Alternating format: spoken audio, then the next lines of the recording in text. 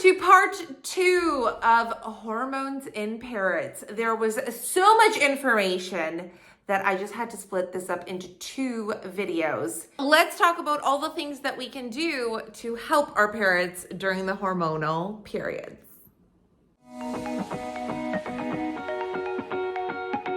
Welcome back to the channel, our poodle and parrot pals. And if you're new here, welcome. If you're a dog or parrot lover, you've come to the perfect place. Now let's get into it. Now let's talk about the things that you can do to help prevent these hormones from getting out of control and how you can manage it and support your bird. So the first thing is that you want to make sure that you're providing them with lots of opportunities for exercise, movement, burning that energy. Encourage them to fly and play and train with them and keep them active. This is going to help reduce stress, keep their hormones in check, but it's also going to get their energy out, and a tired bird is not going to be a hormonal bird. Make sure that they're getting enough sleep. Remember, quality is important. Quiet, dark, uninterrupted sleep time of at least 12 hours. During the spring, you can even increase it to 13 or 14 so that they don't have more daylight, which is going to trigger those hormones. Happy good night to you. Happy good night to you. Happy good night, dear Mia. Happy good night to you. You also want to maintain a consistent and predictable routine for your bird so that they don't get agitated really quickly. Provide your parrot with lots of opportunities for enrichment and fun toys to keep them busy. Toys keep beaks busy, foraging activities, target training, toys that they can destroy so that they can release that destructive behavior and put that focus elsewhere instead of acting aggressively towards you or anyone in the family. You also want to avoid certain toys. Now, these toys you definitely want to avoid during hormonal season, but I would recommend avoiding them all of the time. And that's going to be things like cuddle huts. Cuddle huts, the fibers can be ingested and cause all kinds of issues. You also want to avoid mirrors, toys with plastic, toys with bells. And you'll also want to remove any toys that you've seen them be naughty with. So if they're rubbing their butts on a certain toy that they're really keen on, that's one that you'll want to remove for that time being. You also want to make sure that they're not playing in boxes or have like all this shredded toy or shredded paper bits or material, because that's going to encourage nesting behavior. So any toys that can encourage that, we want to make sure that we're not giving those to our birds or removing them completely. Diet, feed them a good, healthy diet.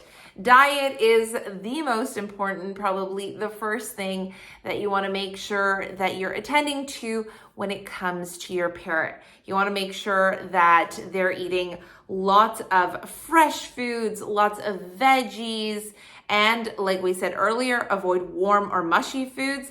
And if you freeze chop, thaw it out, and it's watery and mushy, you want to add some ground flaxseed to that to add a little bit of nutty taste in there, but also to soak up that moisture. Because we do not want any of the food that we're feeding our birds to resemble regurgitated food. You also want to make sure that you avoid feeding your bird large amounts of sugary, fatty, and starchy foods, as this can increase hormone intensity and contribute to hormonal imbalances and aggressive behavior.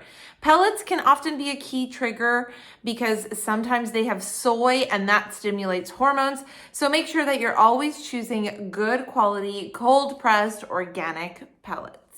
You also don't want to offer your bird food from your mouth or from your hands, because this can be interpreted as feeding like they would with a mate. You also want to portion control. You don't want to overfeed or create an abundance of food, because that could stimulate their hormones as well. Any hormonal behavior should be discouraged. For example, if you see that they're rubbing up on you or a toy, you want to discourage that behavior. Make sure that you're limiting petting to only the head and the neck area and nowhere else. It is very important during this time of the year that your bird does not look at you as their mate, so you want to make sure that you're avoiding to do anything to cause that. Instead of cuddles, engage in some trick training. It serves as enrichment. You can also work on foraging to distract them, creating lots of foraging opportunities, hiding food and treats throughout their cage or in their toys, just to create some fun and distraction. During the day, ensure that they get some sunshine or use a lamp. You want to fill the actual days with direct sunlight or a UVA lamp. This helps parrots fully process the vitamins from their food, reducing the chances of biting, screaming, and plucking. And this is a controversial one. Some people say that covering your bird's cage at night for sleep can create hormonal behavior. Now, observe your bird. If it does, in fact, cause them to be more hormonal because they have a dark, cozy, quiet area where they can nest, then don't cover them or just partially cover their cage. You can also switch it up and get blackout curtains for the windows to ensure that they have that darkness. And instead of covering them, just use the blackout curtains, right? Are you telling everybody? If your bird is acting aggressive or territorial, then just limit your interactions with them and reduce them so that you have positive quality interactions rather than interactions that are negative. And a bonus holistic approach is there's also tons of calming and natural avian teas out there on the market. So you could look up one that has chamomile, for example, in its blend, because that can be something that is calming for birds. And this one is strange and it's not with all birds, but if you're dancing or goofing around with your bird, try to avoid bobbing your head because they might interpret that as regurgitation and they might react in a hormonal way or have hormonal behavior back towards you. Even if that's not what you intend, it's what they might interpret it as. Understanding hormones is a part of caring for these fascinating birds. By taking the steps to provide a consistent and healthy environment for your bird and understanding their behaviors and their needs is going to ensure that you provide them with a healthy, happy, full life.